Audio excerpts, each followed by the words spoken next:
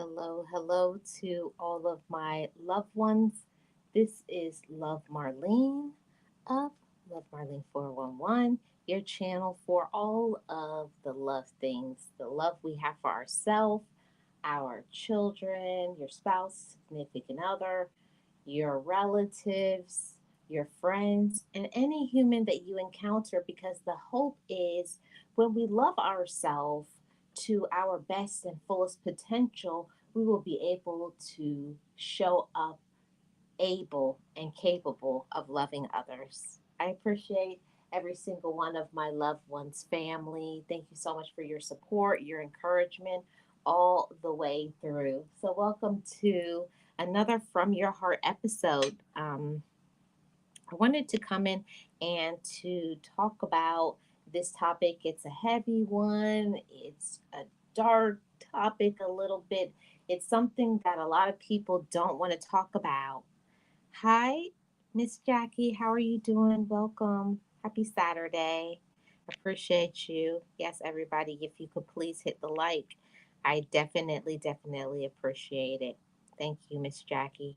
Hi, Glenda. How are you doing? Welcome in. I appreciate it. Thank you so much for checking the ads. I wanted to say this to all of my loved ones on today's topic. And talking about learning to move on, learning to live your life. The actuality of it is letting yourself move on, letting yourself process it in a way that, not letting your pain, not letting your grief, not letting your sadness, your sorrow, the loneliness, any void that you are feeling to allow yourself to have it. That's where we're going to start, loved ones. I'm not here to tell you how you should live your life, how you should feel. No. My thoughts, my hope, my wishes, my prayers for you is that this conversation gets you to thinking about a loved one that you truly miss, that you truly love, that you truly care about. Yes, it's so difficult, it's tough, it's all of the things that you can think of, all of the words that involve sorrow and bereavement. But also at the same time, our loved one would want us to be happy, be at peace, and to live our life in a way that we show our courage, we show who we really are and what we are made of. Um, Hi, welcome. Hi, Miss 702. How are you doing? Welcome in. I appreciate it. Welcome, everybody. If you could hit the like, I definitely appreciate it. So, I did want to say that um, based on your culture, your background, the things that you have been through in your life, many times we don't feel like we can grieve, especially when maybe you have to be the strong one. You're the one that has to take control of the situation. And you just say, I don't have time to cry. I don't have time to be sad. I don't have time to be in the bed. I don't have time. But trust me, when we don't allow ourselves to have the healing process and have that healing journey, we stop ourselves from being able to be fulfilled and being able to have the things that we deserve, and we honor our loved ones by moving on. So, here are some tips to help us to move on from the loss of a loved one. And I touched on the first point already, but first we have to accept your emotions, accept how you feel, and let yourself feel the full range of emotions that come up, no matter what it may be: sadness, happiness, anger. I know for myself, I felt so guilty in being angry at my loved one. And there are unresolved issues that happen to us when we lose somebody that we love. If you didn't tell them how you felt, about when they maybe abandoned you or treated you X, Y, and Z. We must allow ourselves to have those feelings. So, whatever those feelings may be, let yourself accept those emotions. It doesn't make you a bad person. It doesn't mean you're not good. It just means you're human. Hey Anthony, how are you doing? Welcome in. Thank you so much for being here. Happy Saturday. I did want to say that to all of you because I don't know who is ever in a position like me. I felt guilty to be angry at somebody who wasn't here. And that stopped me from allowing myself to heal and grieve because every time I would think about that person, all I could think about was anger. Like they did this to me. They hurt me. They gave me this pain because whether you are able to voice it to that person face to face or you voice it by doing some self harming habits, ultimately we are the ones that suffer. So I did want to say that. Let yourself feel what you feel. Another one, number two, is being patient. It does not matter how many years. It doesn't matter whether it's something that just happened to you, you just lost someone you loved that passed away, or it's something that happened 20, 30, 40 years ago. The key is being patient. Be patient with yourself because when somebody was a very integral part of your life, you have to let yourself heal in your way and your time. So whether you need 30, 40, 50 years to be able to say, now I can finally say I'm angry at you. It's all a part of the journey. It's all a part of what this human experience is. But be patient with yourself. A lot of times we'll be patient with other people, especially when it involves grief. We'll be there, we'll hold people's hands, we'll say, is there anything you need? We show up for them. But at the same token, are we showing up for ourselves and saying, you know what? I had this person in my life, however many years you had them. And however many years you had them, it's going to be the same amount of time that it's going to take for you to be able to process certain things. And eventually, one day, you can think of that person and you only see the good things. You only see the gifts, the blessings, the positive memories instead of the negative ones. Oh, yes, I'm doing great, Anthony. Thank you so much. I hope you are as well. Thank you for the likes. I'm sorry I don't know your name because of the foreign language. Hey, Realist One, how are you doing? Welcome in. Happy Saturday. Happy Saturday. So, number three, in moving on, in processing this thing from a loss of a loved one, I'm speaking to myself and I'm also speaking to you all. Take care of yourself, whatever that means for you. For me, the hardest part after the loss, and they were all different when I lost my father, when I lost my mother, when I lost my auntie, when I lost my child, they're all different. It's all every loss, every grief is different. You're not going to feel the same way when you lose different things because they have a different value, a different meaning to you. You've been through different things with those individuals. So, with all that being said, you know, make sure that you're getting some sleep. And I know that when something is new, a new grief, it's hard for you to sleep because your thoughts are flooded with, you know, pictures and memories and whatever whatever just not being able to process. I can't believe they're not here. That's how it showed up for me. And I really had a hard time sleeping and I had a lot of sleepless nights, insomnia. The nights are the hardest for me. I'm only speaking for myself, but the nights are very difficult. In wishing that you could be with them or wishing that You could be able to talk to them and you can't. So, with that, if you're not getting enough sleep, there's some things that we can do for that. You know, going and going to a sleep clinic. Maybe we have a condition such as sleep apnea or asthma or something that stops us from being able to sleep.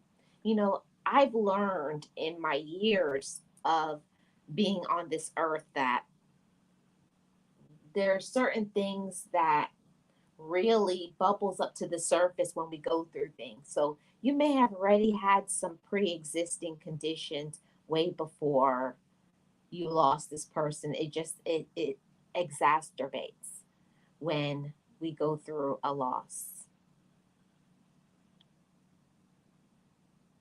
Oh, okay, Anthony. Thank you so much.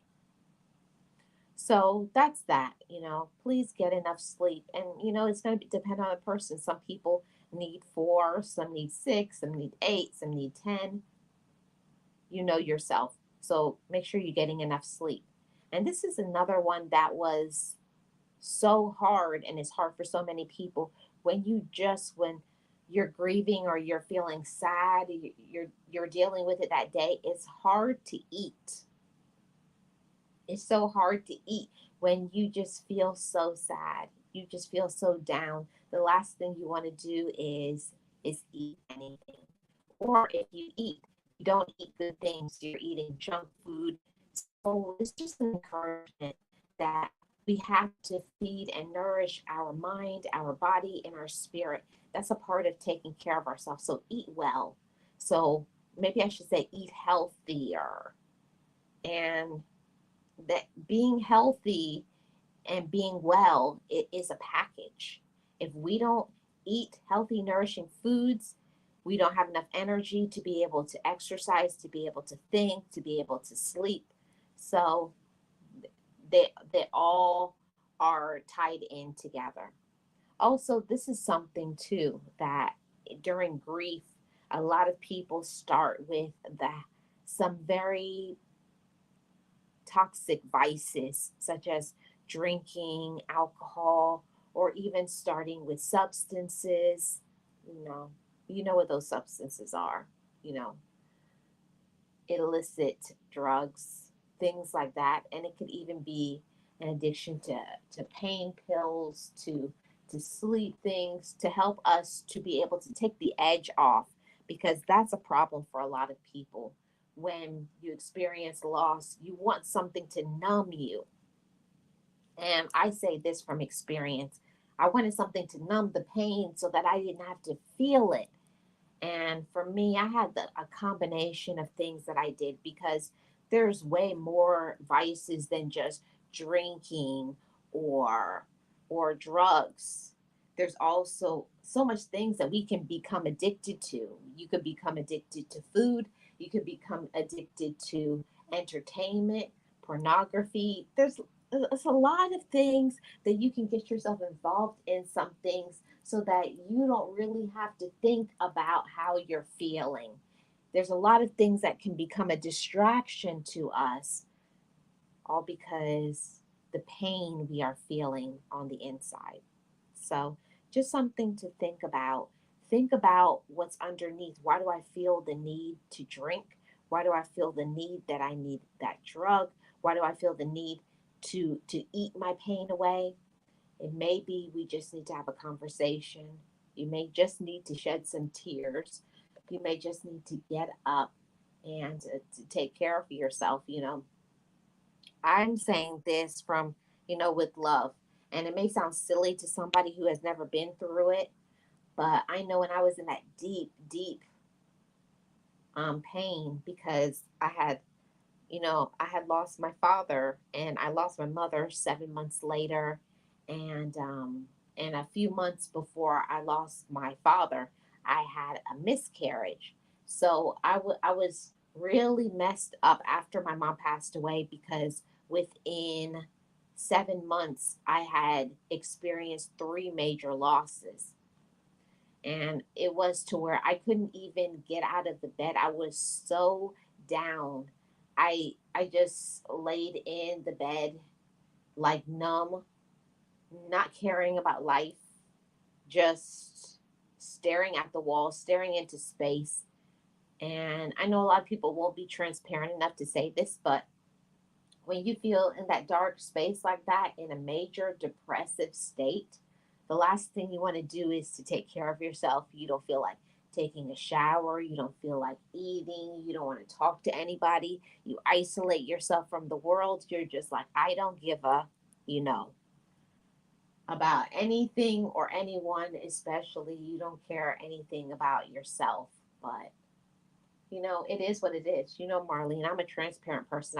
I have no problem with saying that there were many days where I didn't get out of bed and that I just lay there staring at the wall or crying myself silly, feeling sorry for myself, throwing things in my room because of the anger, just like not believing that so many things has happened to me. And what helped me to get shaken out of my major depression is I had to learn that if I was feeling this way, I'm sure other people were feeling this way too.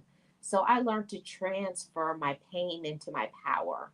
And what I mean by that is not just feeling sorry for myself. I started to think, well, if I feel this way, I wonder how my siblings are feeling or how other people that I care about that knew them as well feels, and also giving back to the community and doing things for others. For me, having that as a distraction and not focusing on just myself, but getting my mind to not just think about myself, not just being selfish. That while it is important to process your emotions and how you feel, you do at a certain period of time say, not that it didn't happen to me, but my life is passing me by, and you can make a choice where your days, your months, and your years moving ahead is going to be pleasurable, enjoyable, or is it going to be miserable? I had to learn that for myself, that it was a choice. Um, and I had to make a choice to live again. And I don't know who that's going to reach them in their head and their heart, but I had to make a choice to live again and live again for me, because sometimes we're not living for ourselves. You may be living for certain persons, like when you're in that role of being a caregiver or being a parent or being, a sibling, being whoever you were to that person. Sometimes we're living for them, and now is the time for you to focus on yourself and say, it's time for me to heal, and it's time for me to get back into who I am and learn to love myself and learn to appreciate the gifts that I have in this life. Anthony says, that's right, Marlene. So many things that seem harmless can be harmful if people don't recognize the signs. Yes. And, I think sometimes people can be well meaning. They can say things like, uh, oh, that happened 2 years ago, or are you still talking about it? So, something that I had to learn personally that really helped me is being very careful of who you share how you're feeling with.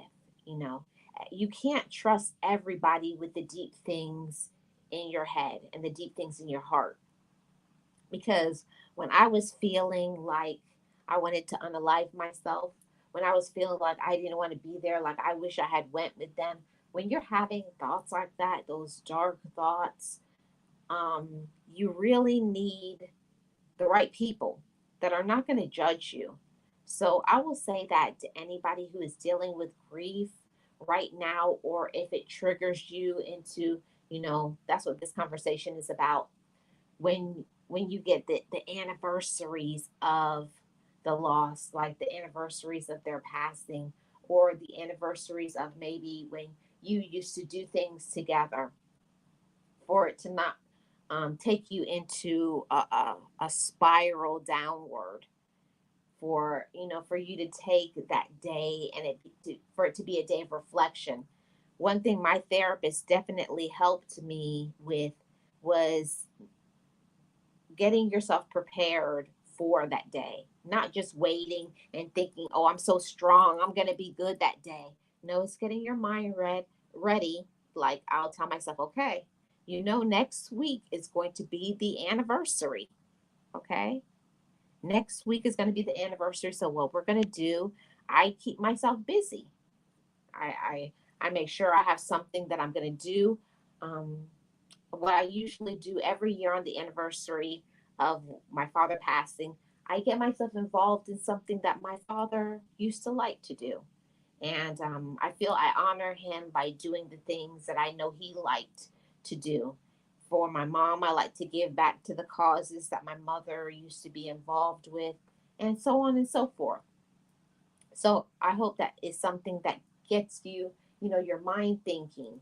Because if you don't prepare your mind for anything, when things happen and then you start crying, you spiral downward, and then you will be saddened the whole day. So I like to make sure I prepare myself, and I keep a loaded schedule. Okay, I'm going to start off and I'm going to do this, this, and this, and this. So I'm spending the day doing things that have a purpose, that is healing to me. And I also have a moment where I reflect out in nature, and I like to sit maybe at the beach, at the park, or wherever they like to be, and to think. Like, I remember when we used to be here, and these were great moments. And I thank you for what you brought into my life, how how much you poured into me and how much you loved me. But now it's my turn. Now it's my opportunity to live. So I wanted to let you know, yeah, I'm sad, yeah, I miss you, but I know you're proud now, because now I am allowing myself to have wings of freedom. I freed myself from the hurt. I've freed myself from the pain, and I've moved past that. And now I'm living and I'm honoring you by my life. And I think that that's one of the best things that we can ever do in this life is honor the people that you miss by the life that you lead. Mm, that's some real stuff right there. A lot of times we'll stay in the pain and the sadness and we'll stay stuck. I know I did that. And you have to have the time. You have to give yourself that time in that room to be angry, to scream, to cry. You have to have that time. But then after that, you have to give yourself a limit. Yes, I know you're sad. I talk to myself. I talk myself from that dark pit. Yeah, I know you feel sad. I know you feel discouraged today, but today we're going to get up and we're going to be positive. Remember, we're strong, we're courageous, and we're going to honor them. And this is what we're going to do. See, I have to talk to myself. I have to talk myself off of that ledge, because if you don't, you're going to stay in that negativity. Yes, courtesy is the key, real as it is. And we have to be courteous to ourselves. We can't expect other people to give us what we know we need. Um, that's something that I had to do for myself. I can't say that anybody is like me, but I can say I know myself.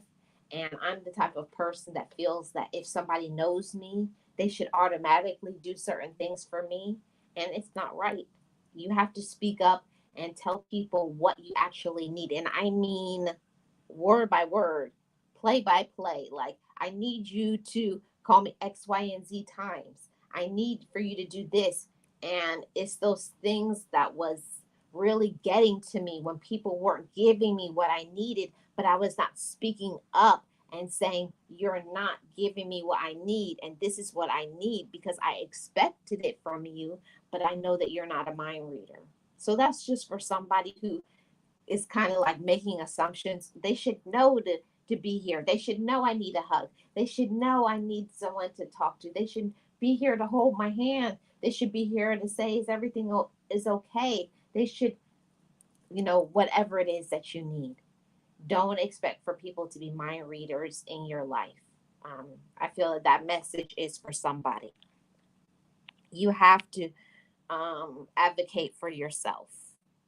Yes, you can't receive courtesy and respect if it's not given. You can't. And that's one of the things that I had to learn, that there were certain people that were never going to be supportive. They were never going to be encouraging. They were never going to listen to me because they don't possess it, because they're angry, low vibrational, jealous, immature, and the list goes on and on. So I had to learn to stop expecting for those individuals to love me and give what they can't. I had to learn that I am in control of me.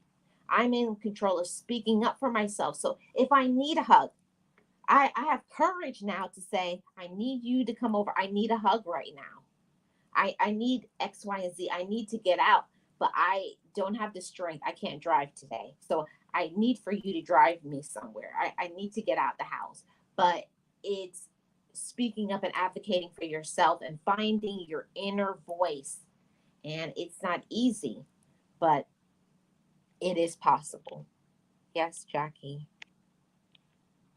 Shout out to everybody who's in here. And I did want to say to anybody who's in here, I forgot to say this at the beginning of this discussion.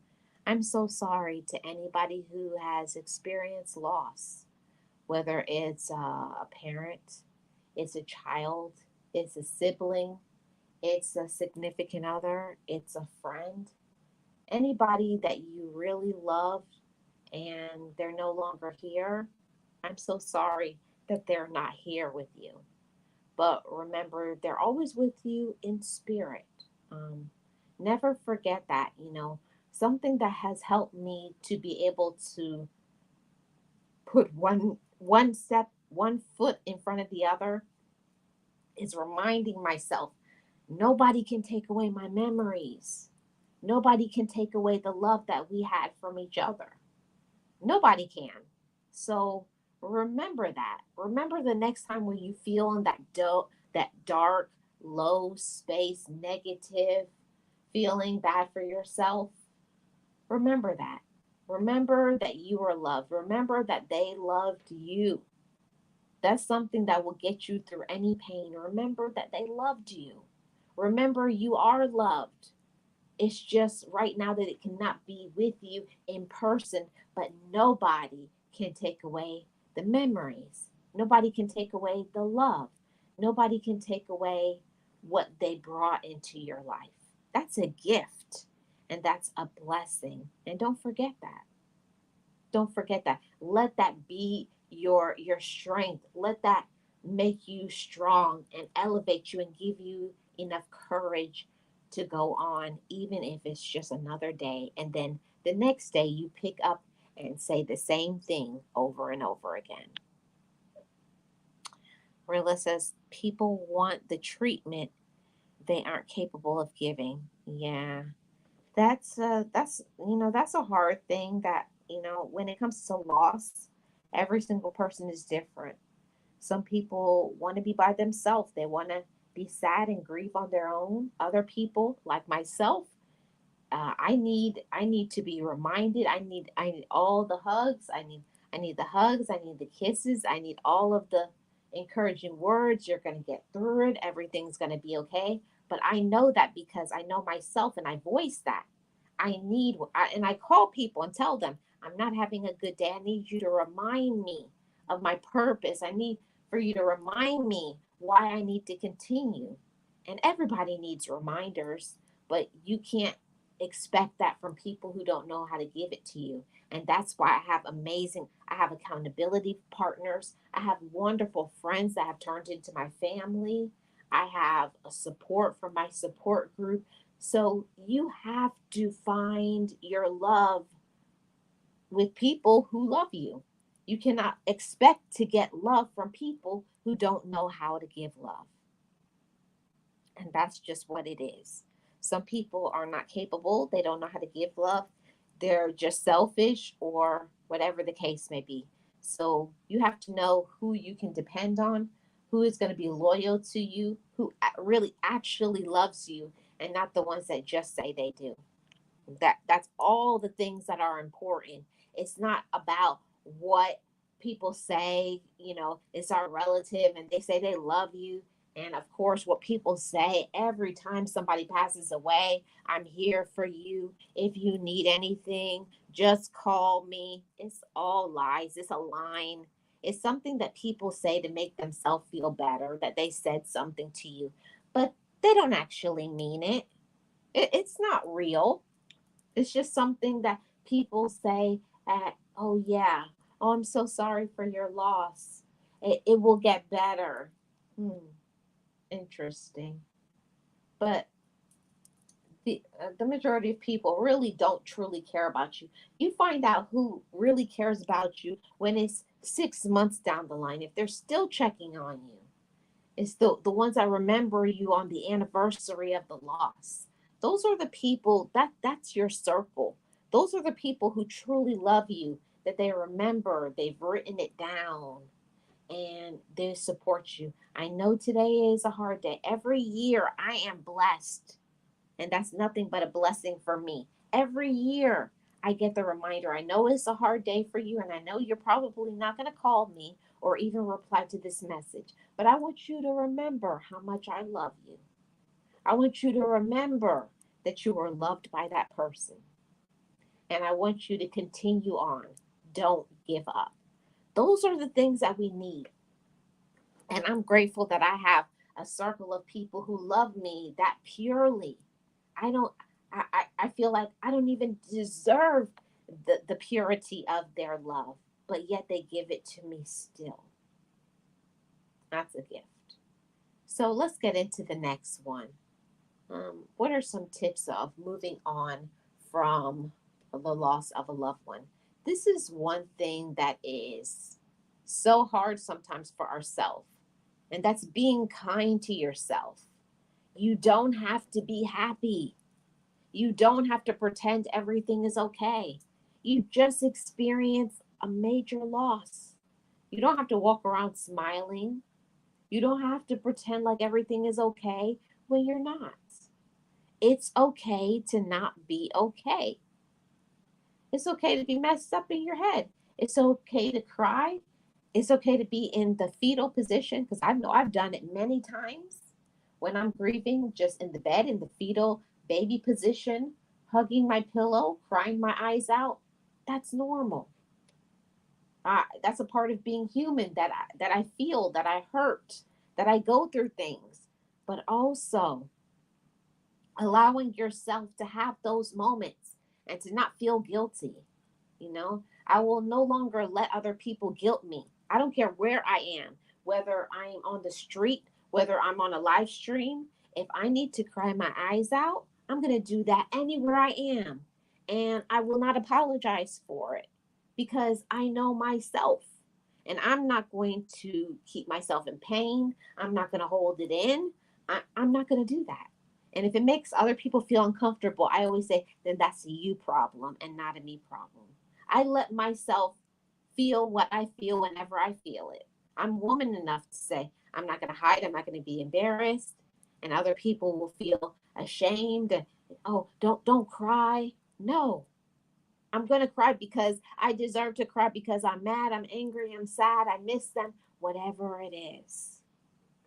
You don't have to put on a show for other people to make them feel comfortable.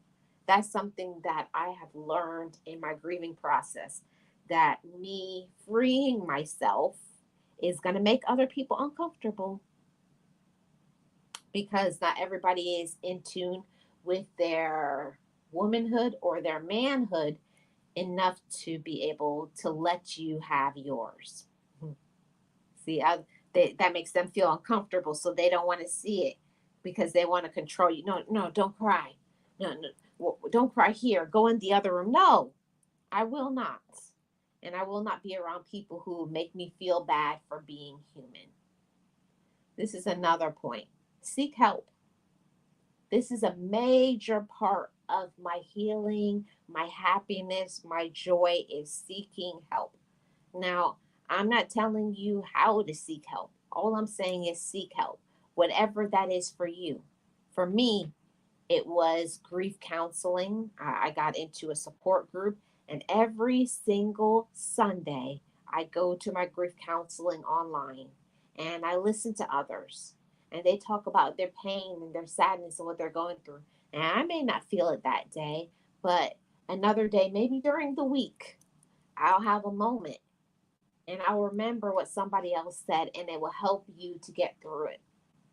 Because don't expect for you to get all of your support for grief from your relatives. Don't expect for you to get all your grief support from your friends, from your romantic relationship.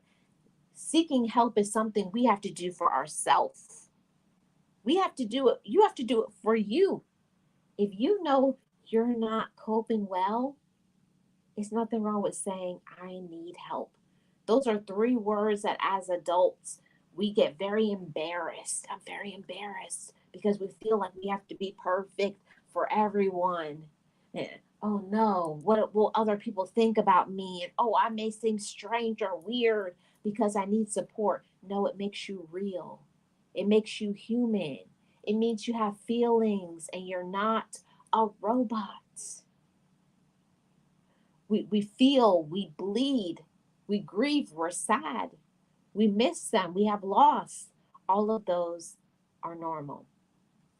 Now, here is one of the biggest points about this discussion today is prepare yourself for holidays, for birthdays and anniversaries, because those strong feelings, they might come back. So prepare yourself for them. And that's one of the reasons why I said what I said about when my therapist and my mentor, they always encourage me to prepare your mind. Okay.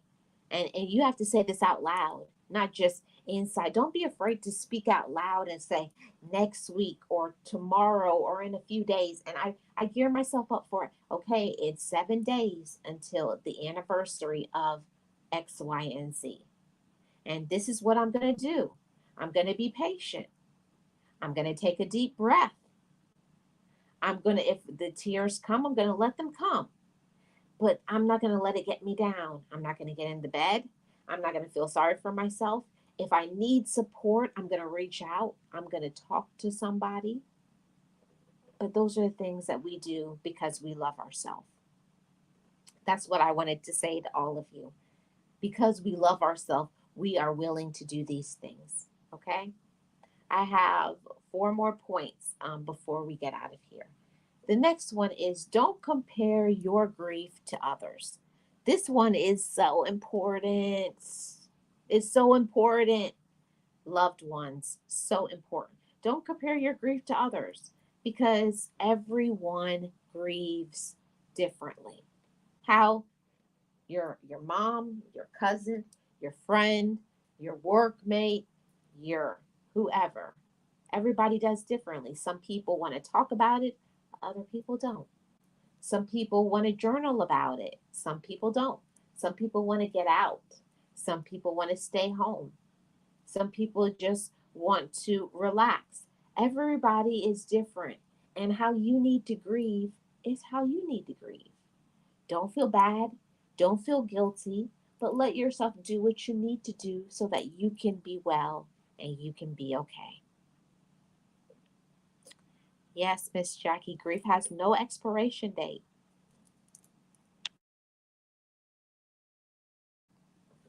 It definitely doesn't. So let yourself feel how you feel. Okay?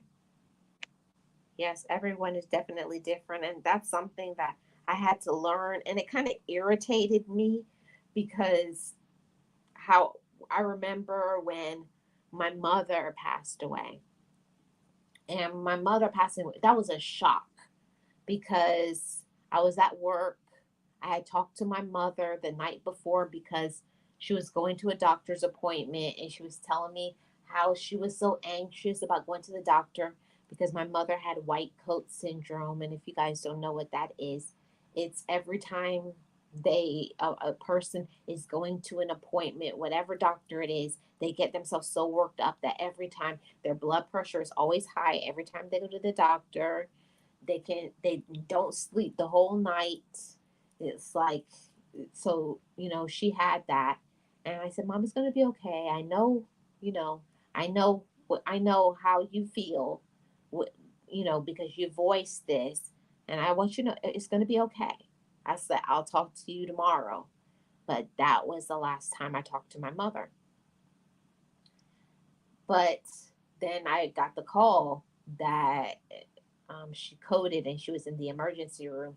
And just like that, I got there, I went, I held her hand, and the next thing, the image that will never come out of my mind.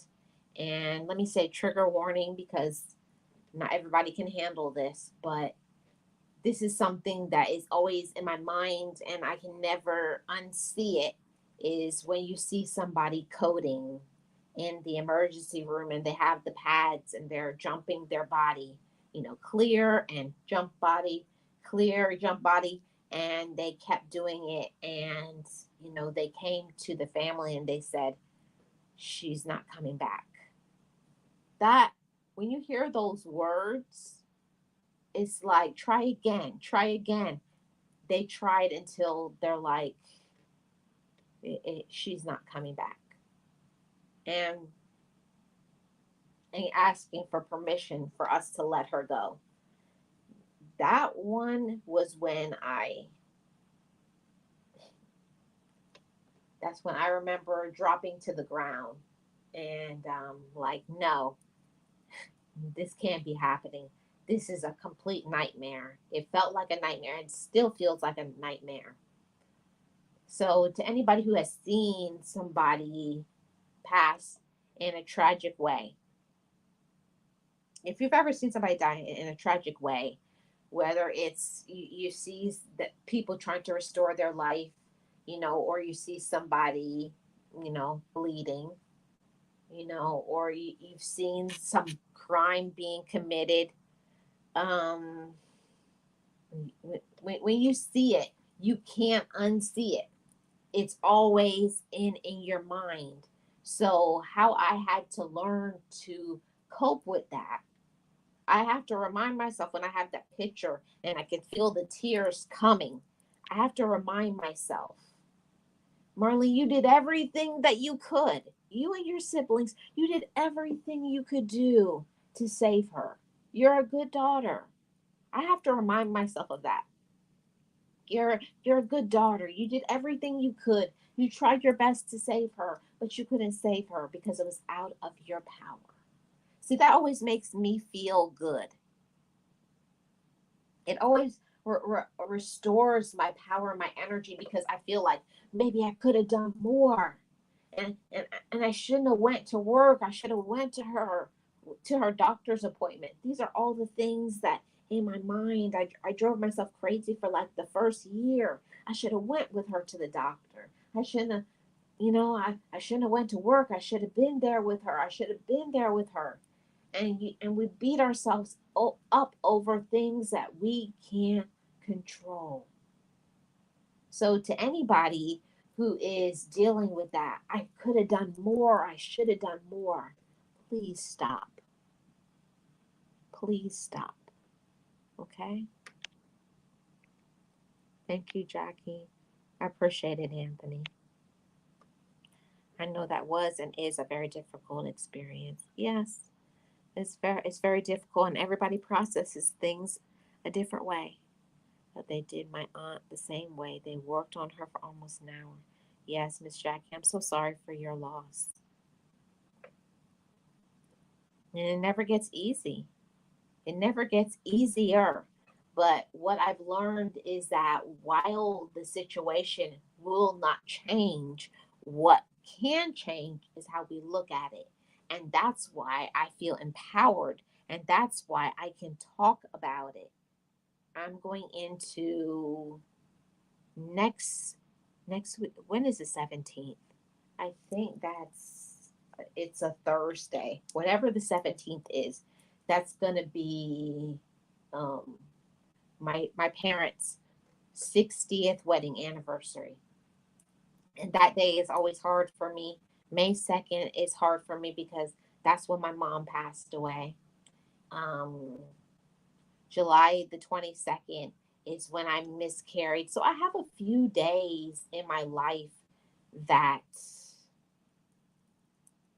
I'm I make sure I take that day off, that I'm not working.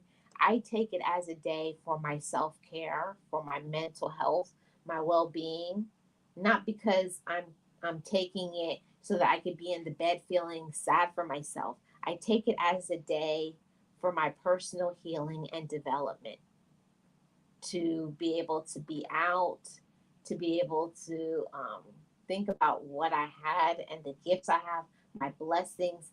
That's where I am empowered now. And I'm grateful to be in the space to where I was empowered, because I can even say, even last year, this time, I was not empowered.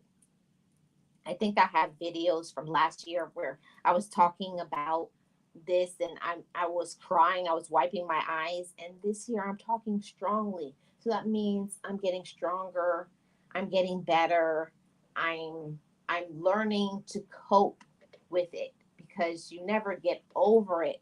I just believe you get through it.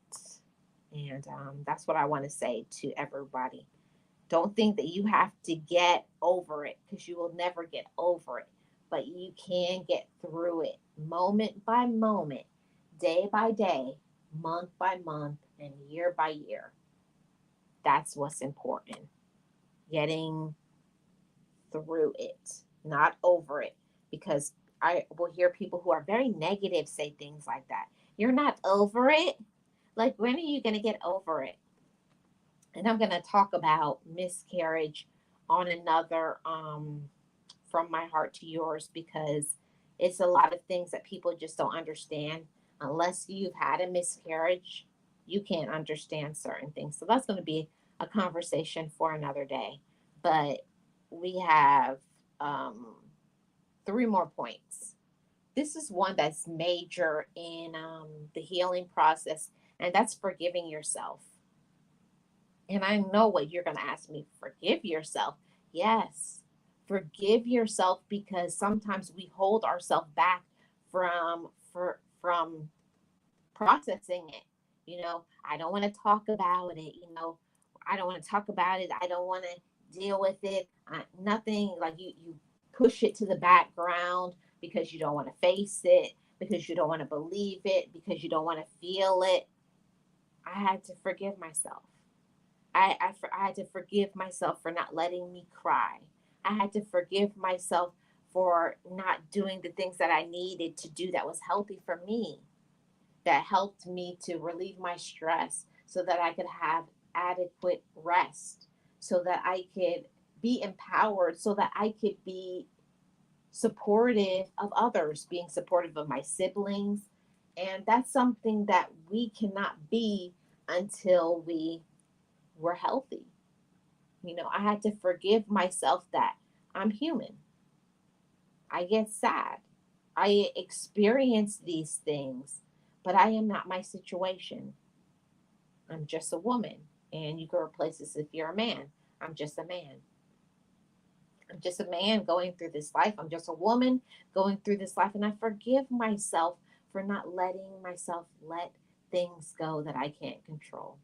You can't change the situation. You can't change how it ended. All you can do is say, I forgive me for when I didn't let myself shed a tear. I forgive myself for when I didn't say I miss them. I forgive myself for anything that I blamed myself for. I'm just a human being, and I did the best that I could. I won't tell you how much that has helped me in my grieving process. Forgiving myself for the things that I can't change. Stop blaming yourself because X, Y, and Z, whatever it was. If I did this or if I did that, let's stop that. Let's end it. Okay? Um, that's a masterpiece statement. Not getting over it, but getting through it. Yeah, Anthony, it's all going to be a part of my upcoming book. So I'm giving you guys, I gave you guys a nugget, and I didn't even know it. But yes, thank you. Jackie says, when we don't forgive ourselves, it puts extra stress on us and we can develop health problems later. Hmm. Say that again, Miss Jackie, because I found myself having high blood pressure, having, what do you call it? Can't think of the term, but you know how you can get diabetes just during a situation, because just eating all this junk food. So I was making my own self sick. I was doing a lot of self harming habits, very unhealthy things, toxic things, you know, yelling at people, taking it out on people when I needed to learn to process what I was going through. I had to learn that it was not other people's fault. Me being upset and angry has nothing to do with other people. So stop taking it out on people who have nothing to do with it. Okay? That's important. Yeah, so a lot of meditation, Anthony, a lot. Okay, the last, no, I got one more after this. So, second to last point, try to keep your life normal. Now, what really is normal? But avoid making major life changes for the first year after the loss. And I will tell you guys something that I did this. Trying to change your whole life. I remember that's when my father passed away. I cut all my hair off.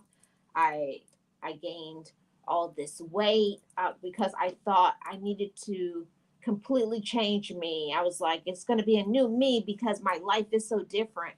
When it doesn't go away just because you change your outside, you need to focus in on your inside. Okay.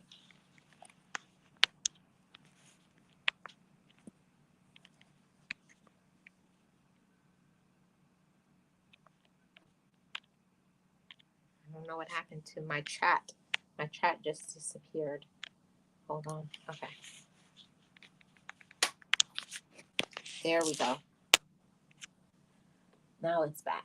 Okay. So, try to don't make a major life changes like running off, getting married, going and buying a home, like things that's going to impact you for many, many years. Don't make a rash decision. Think, because most of the time when we're grieving, we're not thinking rational. We're not thinking rationally. It's not normal. You're not in a normal space at that time. There's a lot of things going on inside of you emotionally, mentally, spiritually, physically that you need to be patient and just say, I'm going to give myself some mercy, some compassion, and some loving kindness. So apply that to yourself, okay? And this is the last point that I want to share with you before we get out of here. The last one, find ways to distract yourself. This one is so important, everybody. Find ways to distract yourself, no matter what it is. Start it. Get yourself a hobby. Go to the movies. Read a book. Listen to music. Go get a massage. Get involved in personal care. Get involved in working on your craft and your gifts, your talents, the things that you like to do, things that raise your light and your vibration.